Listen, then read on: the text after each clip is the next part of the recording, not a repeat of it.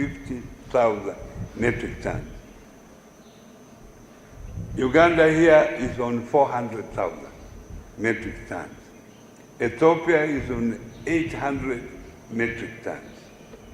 And as we do so, we want to embrace the young people to come in this particular sector, because this is a sector that has money. We have started the campaign, the consumption campaign, by giving the youth the tuk-tuk, a tuk-tuk fully equipped with coffee equipment, so that they are able to put them in strategic areas, like the university here. Women must be part of this particular process, so that in the cooperatives, we are also insisting on the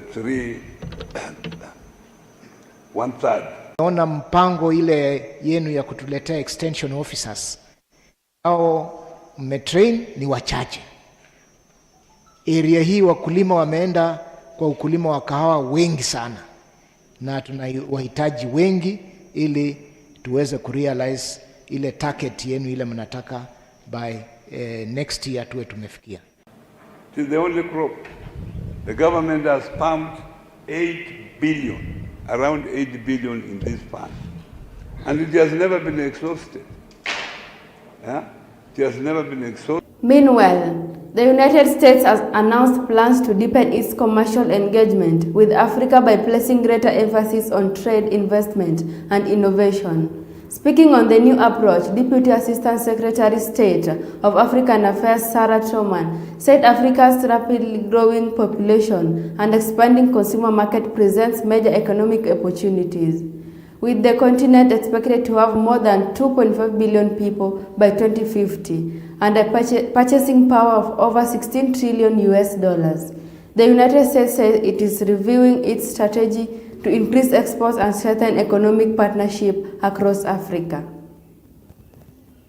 That Africa is the next major engine of global growth, and the opportunity before us is clear. By 2050, Africa will be home to over 2.5 billion people with projected purchasing power of over $16 trillion. Yet U.S. exports to sub-Saharan Africa remain below 1% of our total trade. This is a gap that we intend to close. There's some things that could be improved in the investment environment in terms of making the regulatory environment a little easier. I think it's hard to kind of get things going sometimes. It's a little slower. So those are conversations and feedback we have regularly with government and different institutions. Often we hear feedback from U.S. companies when they're having trouble in a country, saying, maybe the regulations are not as streamlined as they need to be. Maybe the tax code is too burdensome, too complicated. Maybe the customs evaluation is not clear, is not consistent. So being able to have that specific feedback from U.S. companies has really helped us to go into government meetings and say, here are kind of 1, 2, 3, the top issues in the business enablement.